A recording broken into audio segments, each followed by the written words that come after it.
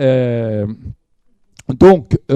nous avons dans les coformations identifié 6 étapes. Et ces 6 étapes sont importantes parce qu'elles marquent le déroulement, au fond, les conditions qui pourraient être celles d'une action. Alors là, nous sommes dans une action collective. Nous sommes dans des actions collectives. Chaque coformation comporte, je dirais, les professionnels qui sont mandatés par leur institution et puis quelques représentants donc, de personnes, de familles en difficulté. Quand je parle des personnes en difficulté, il ne faut pas je dirais, que ça ne soit pas dit. Il ne s'agit pas quand même de gens qui ont été recrutés, si je peux dire, comme ça, dans les personnes qui se présentent à la CAF ou dans d'autres institutions. Mais ce sont des personnes qui ont vécu déjà un croisement, on pourrait dire un certain croisement des savoirs au sein de l'Université populaire Carmonde. ATD Carmonde a depuis 40 ans une université populaire Carmonde dans différentes régions. Et donc, des gens qui viennent régulièrement, au fond, se forment quand même au sein de cette université populaire Carmonde à la prise de parole.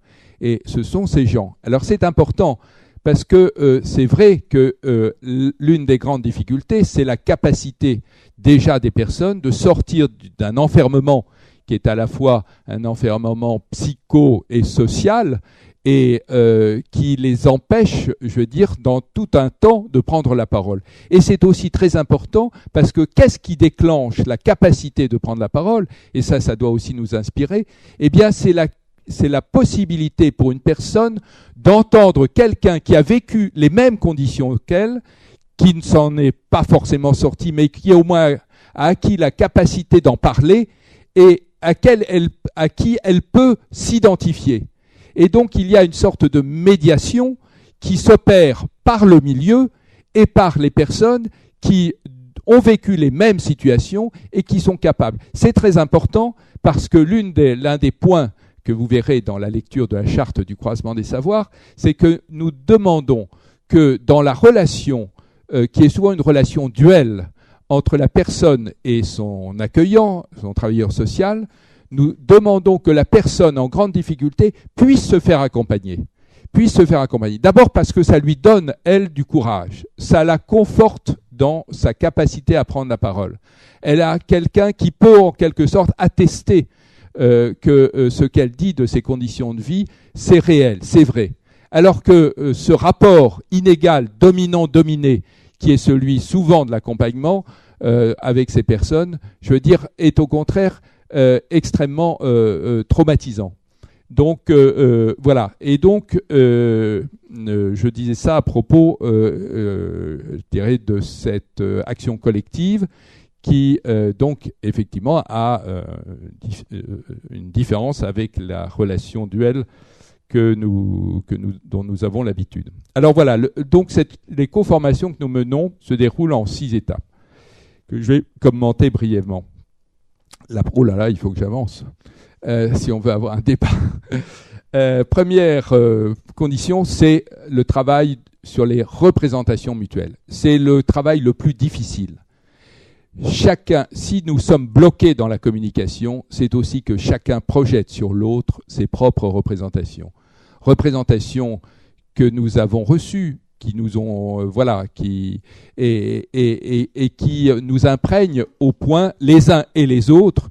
Je vous donne un exemple assez frappant. Dans ce travail de représentation, donc qui est un travail assez éprouvant pour les uns et pour les autres, se passe souvent, la plupart du temps et même toujours d'ailleurs, sous forme de dessin. La parole, c'est plus difficile et c'est plus c'est pas immédiat, c'est pas facile. Donc, de dessin. Comment, au fond, je me représente l'autre et comment je me représente moi-même? Eh bien, les travailleurs sociaux, c'était de cette coformation, s'étaient représentés comme une équipe de football. Voilà, nous sommes tous une équipe.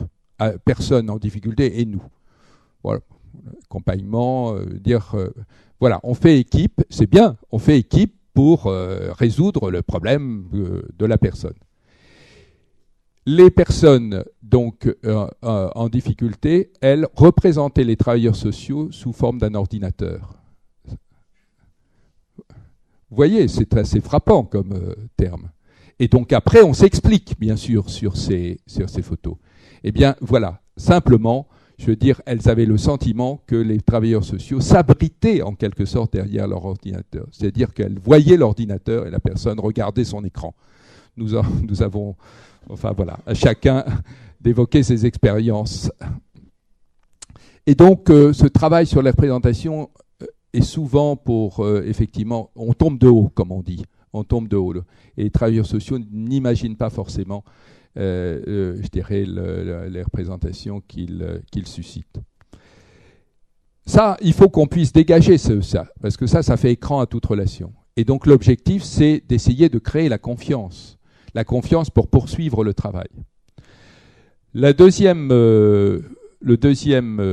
étape, c'est donc les apports réciproques de connaissances, pour les uns sur le milieu de la grande pauvreté, pour les autres sur les mandats qu'ils ont reçus. Très important, la question des mandats. Et c'est une question que j'ai découverte quasiment dans ces séminaires. Donc, je ne l'ai pas précisé, mais j'ai été évaluation des deux séminaires Carmonde d'université et Carmonde partenaire. Et évaluateur. Et donc, question très importante, que cet apport de connaissances et que la question des mandats. Pourquoi ? Parce que, comme on l'a mis à jour, chacun dispose au fond de 3 mandats. Vous disposez de 3 mandats si vous êtes dans une institution. Vous disposez d'un mandat institutionnel. Au fond, c'est le cahier des charges qu'on vous donne pour exercer votre emploi, ce que vous êtes supposé mettre en œuvre.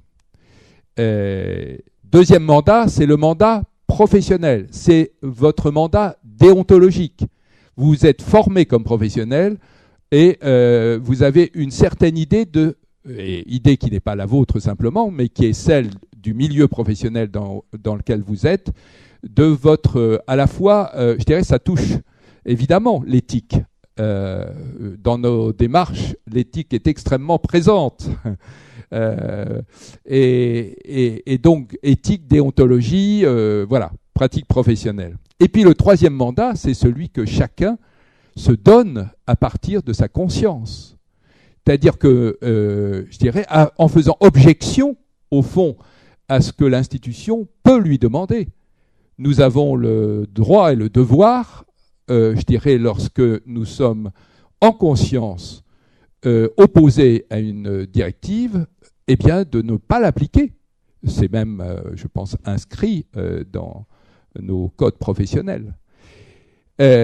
Or, on voit que, je dirais, le rapport entre ces 3 types de mandats joue beaucoup dans la relation avec les personnes.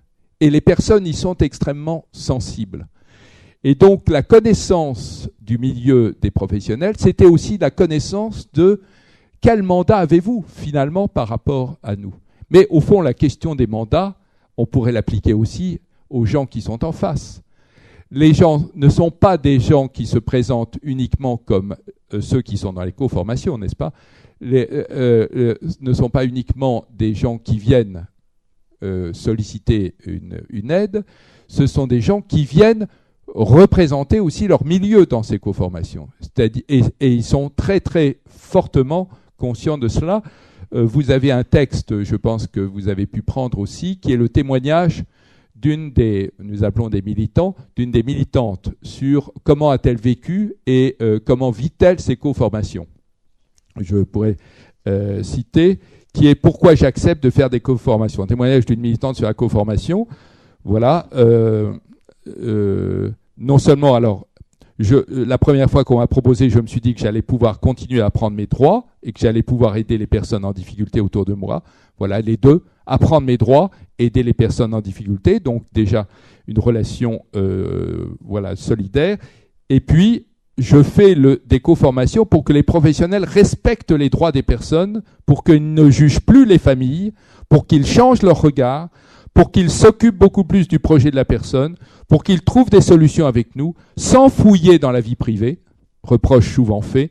Je veux qu'ils apprennent à travailler avec les personnes en difficulté, sans leur faire peur, en les recevant avec respect, sans mépriser, sans mauvais regard, en les laissant s'exprimer.